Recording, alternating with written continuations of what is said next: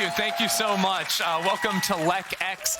I am Christy Frierson here to talk about an issue that has been plaguing LEC teams facing off against G2. Now, much like a lot of these LEC teams that come on stage, I am clueless about what is actually happening up here. I did not do my homework, I did not prepare, but I do know that someone has prepared some slides for me here. So this is how to beat Hans Sama, an exhaustive technical analysis.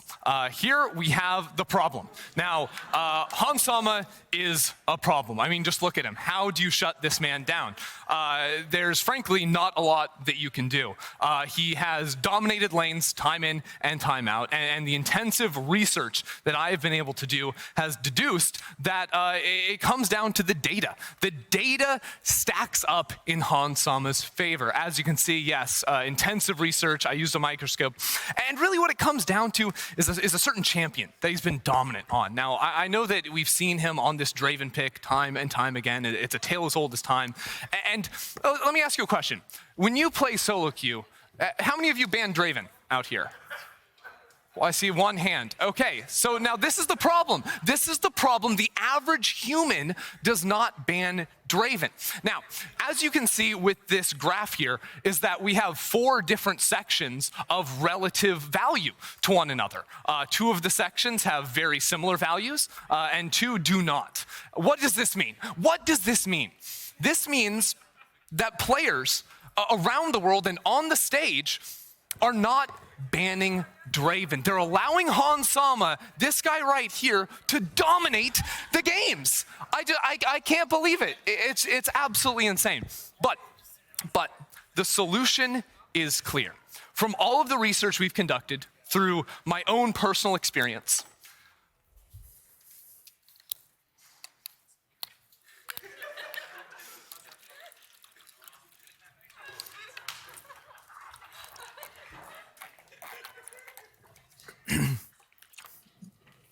ban Draven.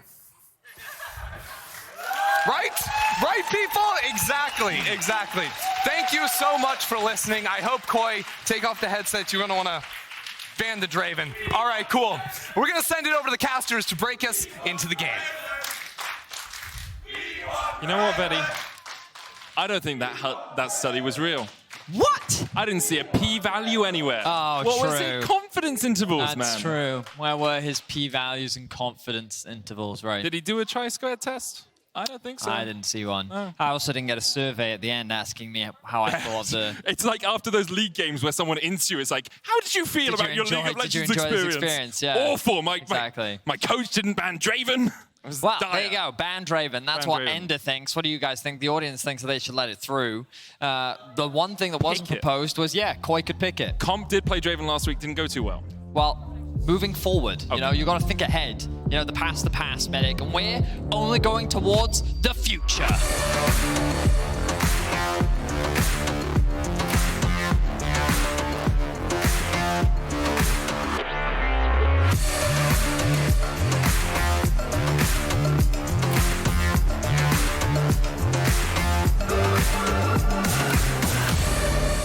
Here we are in the future. Welcome, everyone. Are there flying cars yet, Vedi? No. Well, technically. Have we solved world hunger? They're called planes. Yeah, weird, I know. Hey! Look, they went and banned Draven! Oh, that guy in the audience seems really upset. Annie also going to be banned on the side of G2. I thought G2 was booing then. Grag is going to be taken off the board. Desire also going to be removed. So it looks like nothing too crazy coming out from either sides, of course. Annie running rampant. We're still on patch 13.4. We will be next week as well. Varus now being removed from Hans Sama's pockets. The AD carry pool continues to get smaller. Caitlyn now removed as well. I'm curious as to what direction G2 will go. What will their AD carry be? Because we know they love to play things that can kill you. And we know that the number of bot lane champions that can kill you has now been greatly reduced. Samira was something. Samira, Kalista, both viable options. Lucian, of course, still up and available. Will we see also Caps' Malphite? I hope not. Gonna be honest on that one. Hey, he's 1 win, 1 loss, you know? and he lost into an all-AD team.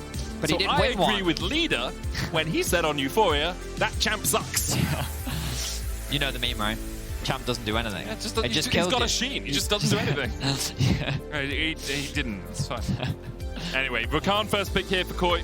Trymbi, very adept at the Rakan. Is something we've seen a couple of times today, I think, the B1 Rakan. Very difficult to actually beat a Rakan these days. Like the Q buffs, you can just Q in lane.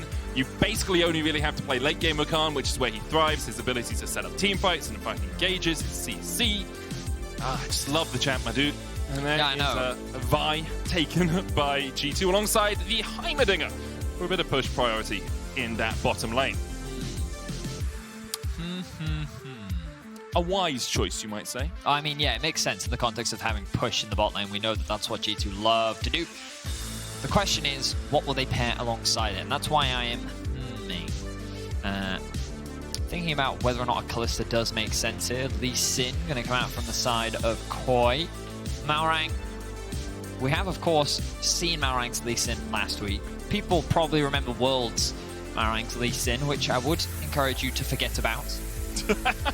Very much so. KOI find themselves in a 1-2 position, and they're in much need of a win. So jungle support synergy is something that we've seen work very well for them in the past. Ooh. And the Kai'Sa will be locked in. Okay, so a little bit more dive is the direction that KOI is looking for. Against a Heimerdinger with disengage can be a very dangerous thing to do.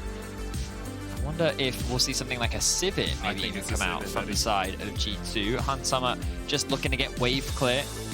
The spell shields can be very effective against a Lee Sin as well. And a Rakan.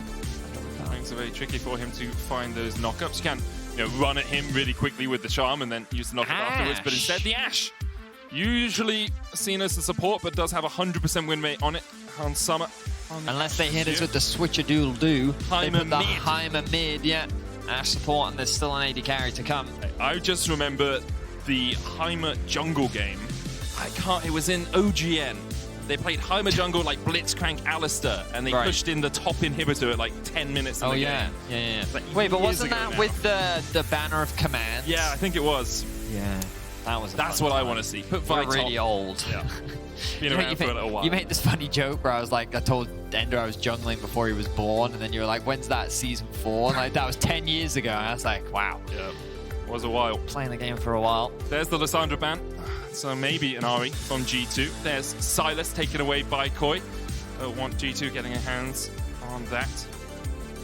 And so far, no real focus on the top side, top lane. Both junglers locked in, both the bot sides locked in, and now... Well, let's think about what they need, right? KOI, they're going for more dive. Things like Kled is something that we've often seen paired up with champions like this. I think even something like a Jax can also work. Gnar can also make sense for KOI if they want to go for something a little bit safe. I think that they could also pivot and go for a little bit more of a pick comp if they wanted to. Something like a Ryze, Jace, 4-5 is something they could also take into consideration. I think a lot of it depends on what G2 is interested in blind picking. The LeBlanc, Lissandra. I'm trying to think of champions that are very good into LeBlanc. I wonder if they are thinking about an Akali. They may also be thinking about an Ahri for themselves. Vi Ahri can be a very prominent duo, gives you a lot of mobility as well, something that can be pretty effective. The Jace actually being banned away themselves by KOI, so maybe they're looking for something a little bit more weak side up towards the top lane. Yeah, well, G2 already have a huge amount of pick, right? If you have Ahri alongside that, the Jace poke from long range makes that pick even better.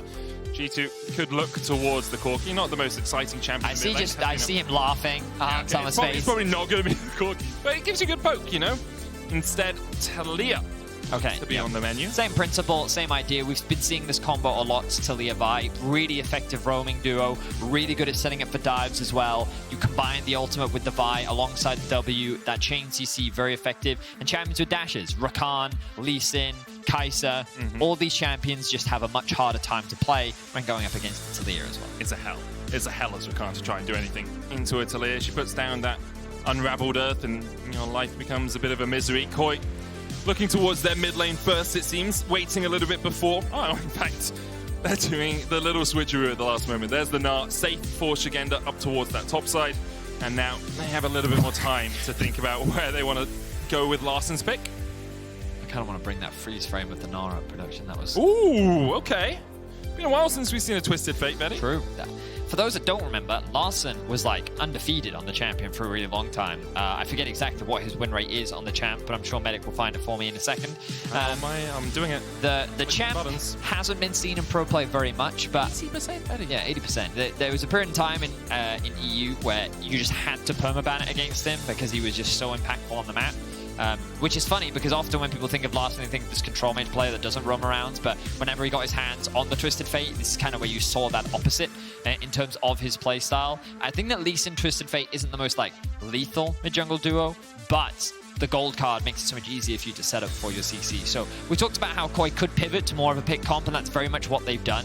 They don't really have a lot of early game agency or a reliable lane to play through. I think that they could consider attacking bot with your Rakan setup, but the problem is they're going to be permanently pushed underneath their tower. And you kind of look across the boards, Cap's going to have that push priority in the mid lane 1 versus 1. The bot lane also going to have that push priority. BrokenBlade, sure, against a ranged champion, he may be bullied a little bit. They may threaten to dive that top side of the map. But overall, I think that G2 just have a lot more agency and options in the early game. We did see how that top lane matchup can go in favor of the Jax as well if he starts to get a couple of kills under his belt. So definitely possible that BrokenBlade starts to run away with that top lane. KOI, though, struggling in week 1. They went 1-2, only able to pick up a win against Heretics. G2 lost that game to Astralis and then rounded out with 2 more wins. They're looking to get 3-1 so they can match up against Vitality tomorrow and bring them down a peg and out the Sunday at the top of the leaderboards. But this is a matchup we have seen many times over the last few years, Vedius. Over the course of it, G2 tend to come out on top, but of course, Rogue were able to win out last summer. We'll see if they can win today as well, as KOI take on G2.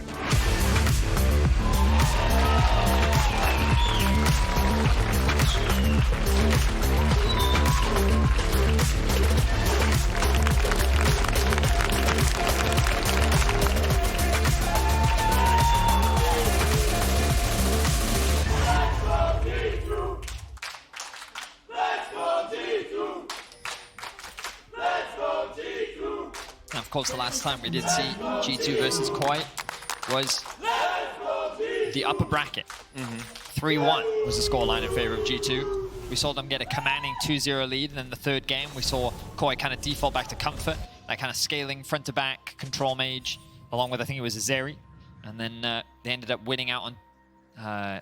well, they actually beat G2 out in the early game because that was the Kai'Sa game, and G2 couldn't quite get the early game lead that they were used to, but then immediately game 4, back to business. G2 dominating and stomping, and then of course KOI fell short to Mad. So at the end of last split, everyone was thinking, well, KOI seems to be back in form. They look like another top team once again. Kind of business as usual, returning back to what we expect, and then they start the split off looking rough once more. And this early game from KOI throughout the split season has not been good. You can see 0 first bloods.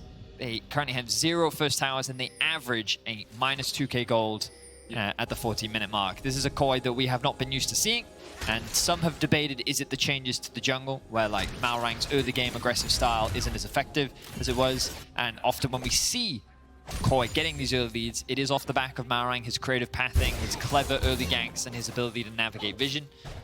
We'll see what KOI are able to do in this early game, especially against a powerhouse team like G2, who are so prolific at finding these early game leads. And Malrang, creative pathing once again. He went Wolves red buff. Yep.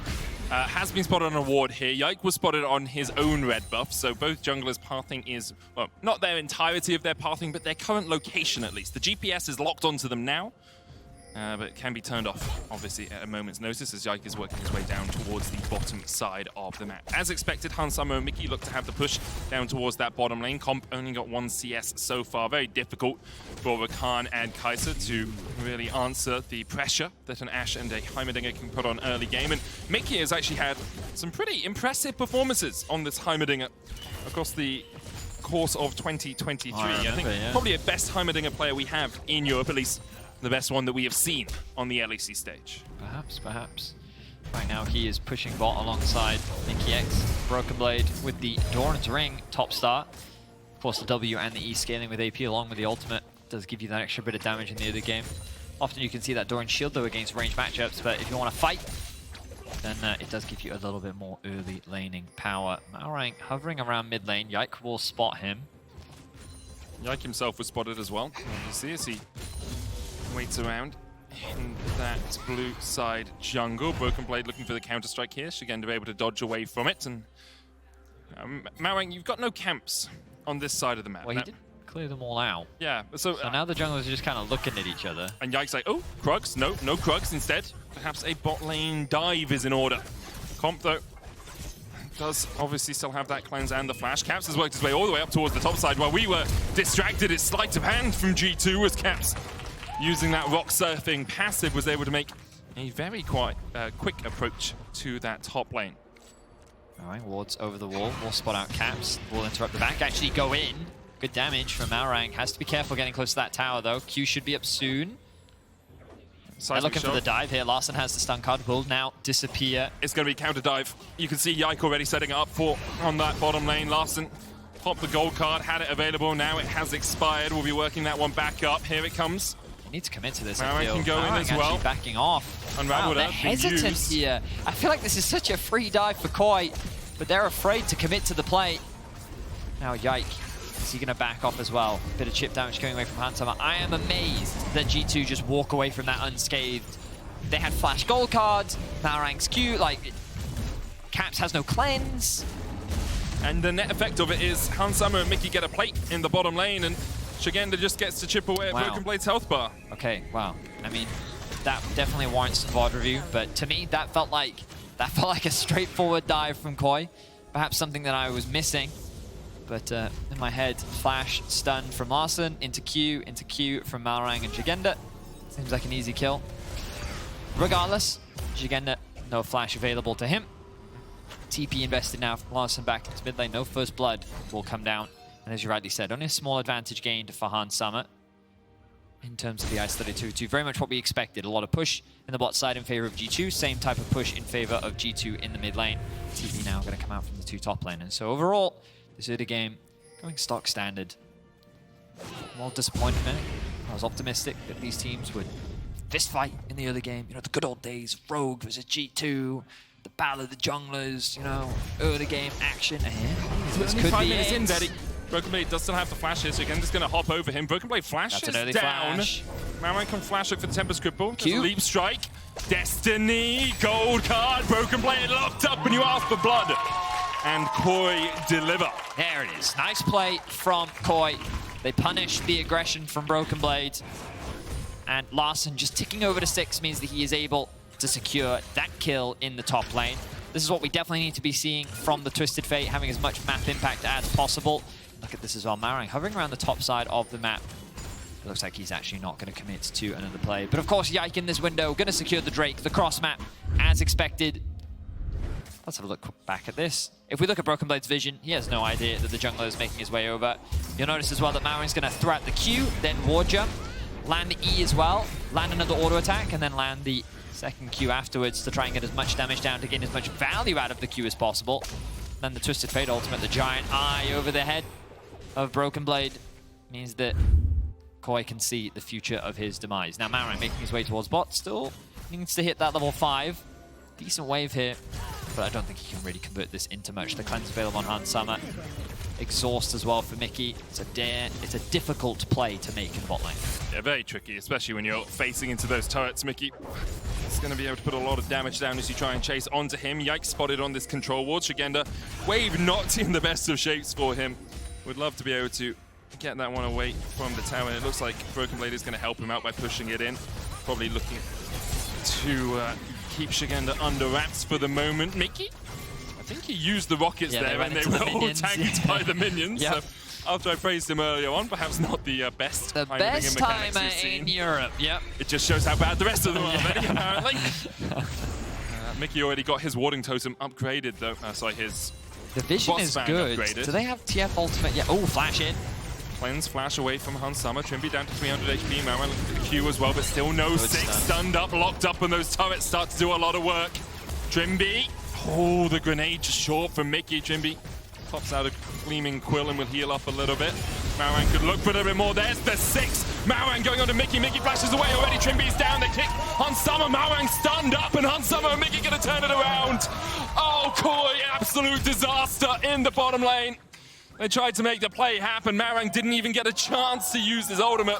And Hans Summer now 2-0. You can see the observers trying to show us that Larssen was making his way towards the bot lane. It was interrupted by Caps. KOI thought that they could create a 4 versus 2 in the bot lane, but instead, in the 2 versus 3, G2's bot lane walk away the victors.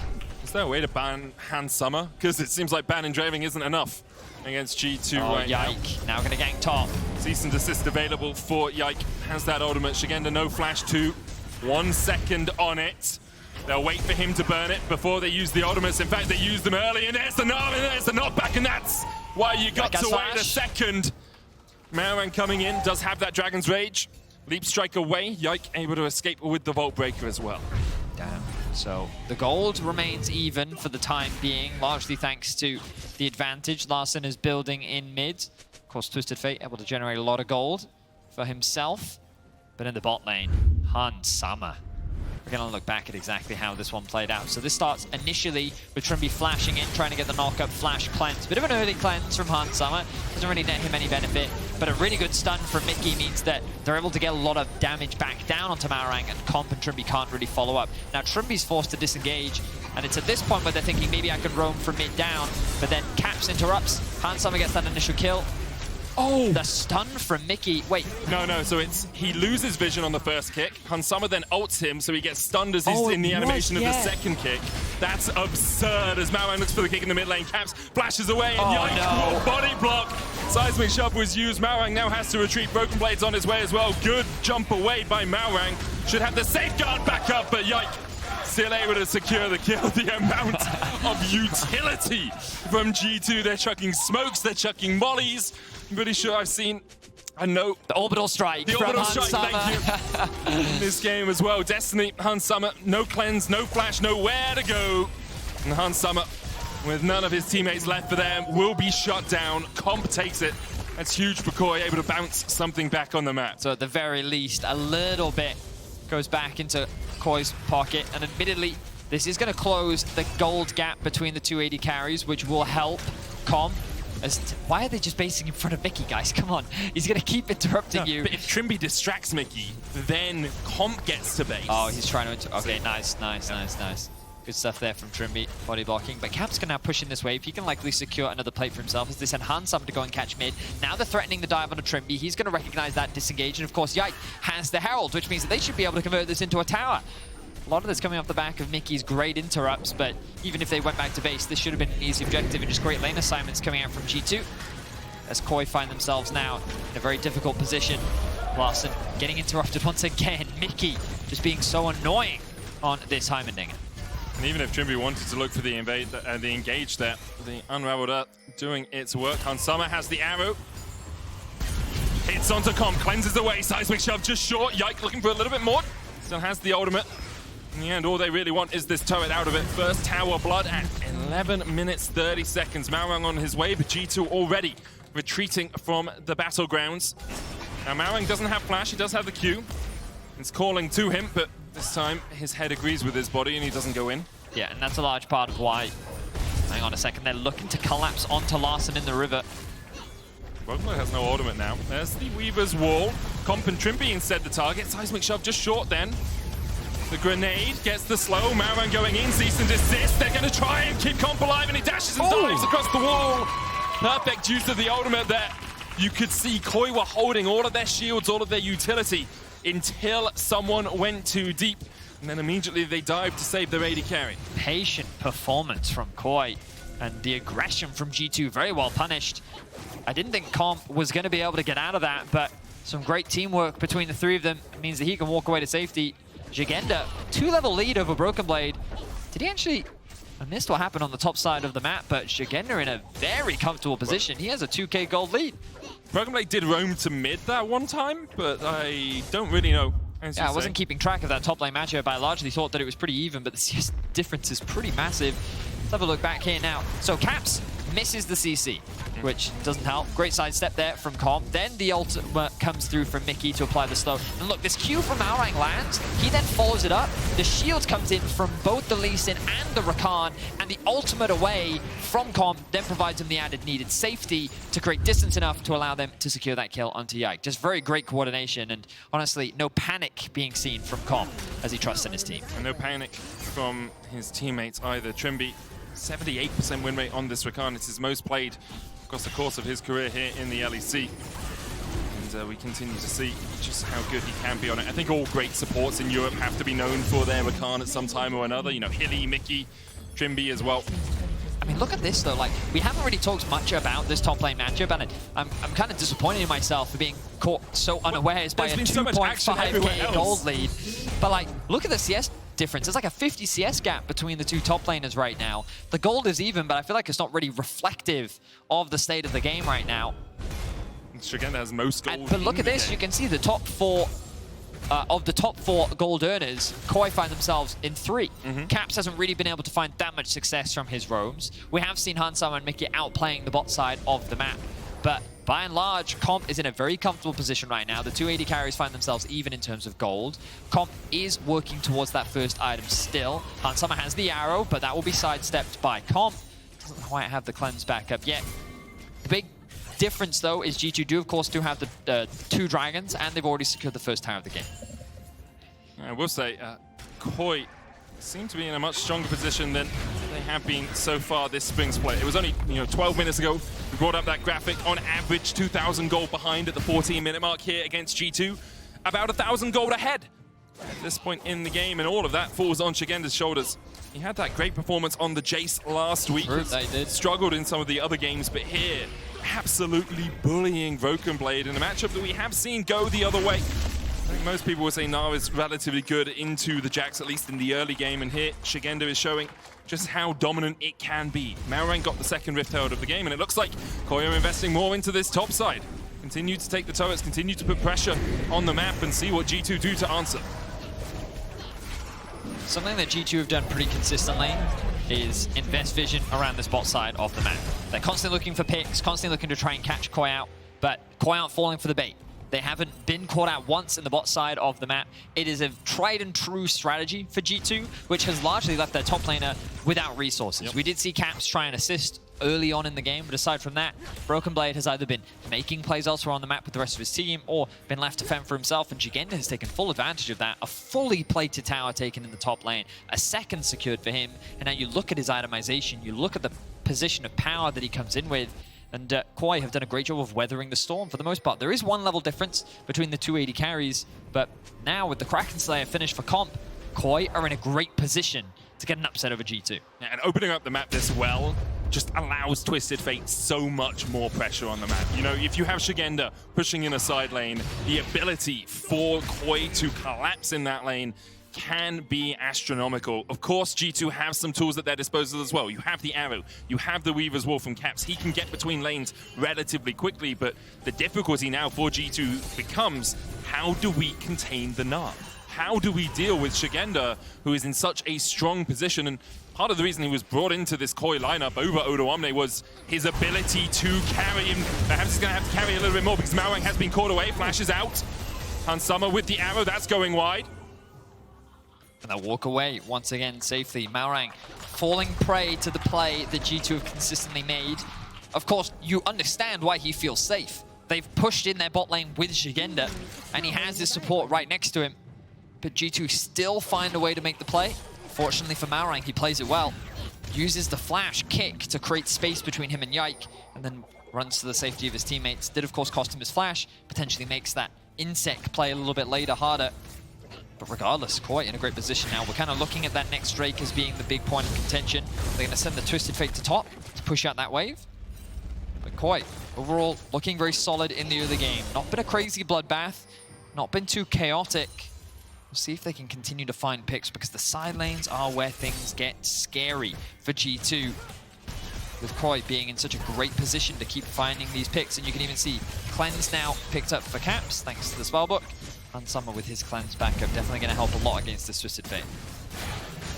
KOI is such a strange team to watch at times. As Szygenda goes in, dodges. Oh, the damage. He's got the hyper, he's got the movement speed, he's got the boomerang, he's got the autos with the stopwatch. Into the Destiny. Oh, it was stopped. How was Destiny stopped? Mikyx must have stopped it with a grenade. That's absurd. Mikyx keeps his mid laner alive. Now BrokenBlade is on the chase. Cease and desist going in as well, and Malrang will fall. I would love to see how Larssen was dissuaded from joining the fight. Yike's going in. Szygenda will take him. In fact, it's Trymbi with the ignite. BrokenBlade now perhaps overstepping a little bit. KOI's still able to collapse and make it a 1-for-1. Caps continues to play on the edge in a way in which so many other players refuse. He knew he had the stopwatch, but Larssen, for all intent and purposes, should have secured that kill. I think it was Mikyx. We'll have to wait and see. The arrow connects. Cleanse comes through from Larssen. He'll be able to get away to safety. The dragon is alive. Szygenda pushes in mid. They're waiting for Malrang to come back out onto the map. Comp is going to push out that bot wave. He has all of his summoners. So do both Caps and Hansama, but it's KOI who are in control of the river. And over this third Drake as well. As only the Cloud will have another look at this. You can see Szygenda, he gets that extra movement speed from the hyper. Moves here. Yeah, beautiful play from Szygenda. So close to chipping away at him. And then the Twisted Fate, gonna ult in, and then Mikyx. Okay, it's not as special as I thought it was. Larsen's just standing in the river. Ends up getting caught out there. Unfortunate for Larssen, would have been a kill. But if this TP had come through and this collapse, you can even see the Trymbi was putting himself in a position to help the Twisted Fate get out of that position. But at the end of the day, ends up being a 1-for-1. Bit of an overcommitment here from Yike. Realizes that they've gone too deep and they can't get out. The only good news for G2 is it's Trymbi that actually picks up that kill. Yeah, it's always a difficulty when you go in too deep. You're trying to keep that rush of blood from getting to your head, and instead you go under. And it's just a tricky situation for Yike. A couple of times we see him a bit over eager. Cease and desist into the seismic shove, and Trymbi still able to dash away, but Yike slaps him away. Another kill over to G2, and that's what these pick comps can do. Yep. Find your man, you find your mark, and you put the enemy at a man disadvantage for the next 20 seconds. Yeah, Trymbi not doing anything inherently wrong there. You could argue always have a ward buddy when looking to try and get some vision, but I don't think it really would have helped him in that situation. No flash at his disposal means that it's very easy for G2 with this Taliyah Vi combo to find that pick and walk away with the kill. I think as well, Rakan is one of those supports where having a ward buddy is more optional. It's a bit like Yike because you have so much mobility that even if you're a little caught out, often you can escape. Trymbi going for the Merc Treads here to try and get away from some of that CC. Often we see the cooldown boots, Ionian boots of lucidity, but Merc here makes a lot of sense. So you'll notice now, BrokenBlade pushes out that bot wave, moves into Fog of War. Caps is cycling onto the spellbook there. I thought that they might be threatening a collapse into mid and then threaten that mid tier 1 tower. It looks like that they're going to go back, push out that bot wave once more as Malrang covers for Szygenda in top lane, worried about Caps' potential play. Now Comp and Trymbi moving to this top river. G2 have fought aggressively to protect this vision, but they will be forced to concede it as they need to reset and catch some of these waves. BrokenBlade now actually going to make his return to base. Grab up that, I think it was the Seeker's Arm Guard that he just got. A lot of control was being invested. Of course, the problem for both teams right now is that they want to secure these mid-tier 1s, but for both sides, it's not an easy thing to do. Yep. You look at the pick threat from G2, and you know that an Ashe Arrow, Vialt, Heimerdinger, all these annoying things that can prevent you from sieging or punish you for getting too close to the tower. KOI, same thing, that gold card and the Rakan all in engage. These things can be so fast, so ruthless, but it's not an easy thing to do, so you kind of have to just play the map better, force someone to be in a position that they don't want to be in, and then try and secure that objective when you have the numbers advantage. And right now, G2, once again, look at how quickly they've reclaimed control over this river. This space belongs to them, and it makes it much harder for KOI to consider contesting the Baron. But they do have their fair share of deep wards themselves, as our observers are highlighting for us. And this means that they have potential TP flanks, or at least a bit of information as to what G2 is up to. Yeah, it really means that if Hansama is moving around looking for an arrow from Fog of War, that you have that vision on them. G2 tried to clear out that top side of the jungle, but didn't quite get high enough in their jungle to actually gain full control of it. Here, Hansama once again stepping into the darkness, looking to see perhaps if they can find a pick. Trymbi still, it seems, their priority target. It's interesting. I can see some of the pings that come down in-game from the players, and Malrang pinging the cleanse on top of Caps. They're talking about looking for a pick potentially onto him when he's clearing out these sideways, but I think they're highlighting as well, he's not that easy to catch off guard because he does have this cleanse at his disposal. And you talked about him cycling through these spells. burnt the barrier earlier whilst maintaining onto that cleanser. While he doesn't have the TP, he does of course still have the ultimate available. Is pretty much a full level behind Larssen right now, who's catching that bot wave. He's spending a lot more time in the side lane. Cap's now ticking over to 14 as Larssen, as he does, just hits over to 15. Also remember that Rod of Ages, yep. A little bit of a cheat when you want to get a level advantage. Just get something that gives you one by that extra skill point. It's pay to win, League of Legends. Just have to give Boris the gold and he gives you the things. That he does, Medic, that he does. G2 going to walk up through some vision that KOI have laid down here. They are still looking to break either the top tier 1 or the mid tier 1. You see it's only Szygenda here defending right now. Trymbi just around the corner is on his way, and without Hansama here, that tower doesn't fall too quickly. Trymbi might look for something. Destiny available for Larssen. They're threatening the mid lane. Look at BrokenBlade. They have to be careful though because he does have exhaust, Counter-Strike. Yep, the Counter-Strike is the annoying part of that combo. They will get a bit of chip damage off. The exhaust, not really lost from Larssen. He wanted to just throw it out. You can see a lot of posturing. The ultimate. This is very deep, but the arrow goes in. There's the cleanse from Comp. Seismic Shove was just a little too late. Yike uses the ultimate. Comp does have to burn both his summoners, and that means next time G2 have those ultimates back. Exactly. G2 will have the lower cooldown advantage here, which means the Comp is easy pickings if they're able to find another good fight. The problem is they've committed a lot of ultimates just as the dragon is about to spawn. KOI still have control over this bot side river, and they should be able to secure this largely uncontested. Again, they're going to go back to base after pushing in that top wave. They're going to send BrokenBlade from G2 to go and catch it. And that means that Szygenda is in a much better position to assist his team. The dragon begins, and Hansama at G2 actually looking to contest. BrokenBlade does have the TP, of course, stun lands. Double TP's coming in. Szygenda's going to answer. A little bit of that Gnar bar built up. Dragon down to 2,000. BrokenBlade going in. Larssen flashing away. Trymbi already caught the quickness coming out. He can't go in though with the Unraveled Earth is already there. Malrang gets the smite onto the Drake. Trymbi low, dashing and dancing and weaving his way around. Hansama will fall. Yike has to flash away. And KOI are winning the fight. They find one. Trymbi answered. BrokenBlade low. Killer Instinct in by Comp immediately onto BrokenBlade, and he'll get him as well. The Gnar into the wall as Mikyx falls. Caps, the last man standing in the fight at least. Yike trying to do what he can to come in, but Malrang keeps back into it. A double for KOI. They get the Drake, they get the fight, and they get everything that they desire. An incredibly well played fight from KOI, and a lot of the credit needs to go to Trymbi. At the very start of the fight, it looked like that he was caught out. Mikyx even committed the ultimate to trying to zone his engage away, but he finds a way onto Hansama. He locks him down, and Szygenda is able to find that kill. Now Yike does have access to the pit. Szygenda's ult is up in 3 seconds. The arrow coming in as well. That hits Szygenda. Knocked back into the pit, and now Yike can look for it. 2,000. Oh, that was beautiful from Szygenda. Flashes in the way of the Vault Breaker. Yike can do nothing about the Gnar that stands in his way. TP coming in as G2 look to invest a little bit more into this fight, but even with the Weaver's Wall, Szygenda's on the right side of it, as is Trymbi. Seismic Shove was wide. Trymbi survives. Szygenda turns it back around. Mikyx able to join the fight as well. G2 forced away in. 5 Barons remain on KOI. And just keep your eyes in this choke point by Larssen, because BrokenBlade initiates the fight and it splits up KOI.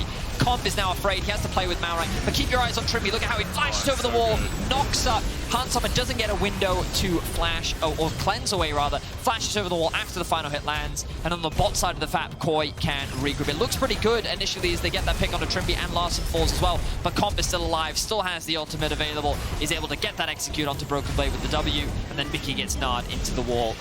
Huge props to Trymbi, really great initiation that really cements the fight. And then Caps does still have the flash here, but then it was a quicker reaction from Malrang. Yeah, kick into flash over the wall. Yeah, the power of kick flash obviously is that it roots your target as you go past them, so they cannot flash react unless they dodge away from the sonic wave in those sorts of situations. Now KOI with the Baron, 4,500 gold ahead. They got the dragon in that last one as well, but that was the smallest part of their total prize. You can see the damage that Szygenda's putting out in these fights. The arrow goes in, and supercharges his way out of that one. Just weaves his way around, dodging to the side. 2 waves pushed in, Szygenda in the mid lane, being answered by Hansama, but that Ashe is going to struggle to deal with the Gnar. Meanwhile, in the bot lane, Larssen looking for the rapid fire cannon. Cease and desist going in onto Comp, but Yike is so deep here. The rest of his team nowhere to be found, it seems. Yike already down. Trymbi dashing away from the seismic shove. Szygenda can join the fray from the top side as well, and Trymbi gets in with a charm once again, sacrificing himself for the good of the team. Szygenda will tank this to make sure that Malrang can get away. The tower falls, and now with the Destiny in, Larssen's looking for a little bit more. The cleanse away from Huntsummer. KOI continue to advance, or Szygenda. First misstep he's made this game. It feels wild cards will send Mikyx to his maker as KOI look for the win. Look at this. Comp yet to die this game, and with the Nexus in their eyes, KOI is looking to get a big upset win over G2. KOI go from awful to amazing in the course of a week. It seems Hansana stunned up.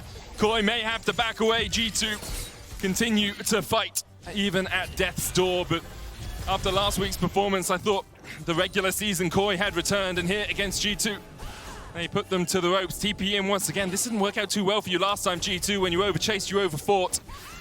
The cease and desist available for Yike.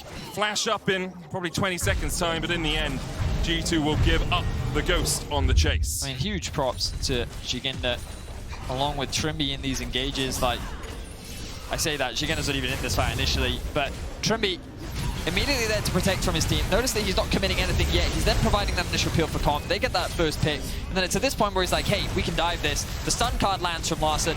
He then gets the extra W, charms as well BrokenBlade as he tries to get something back.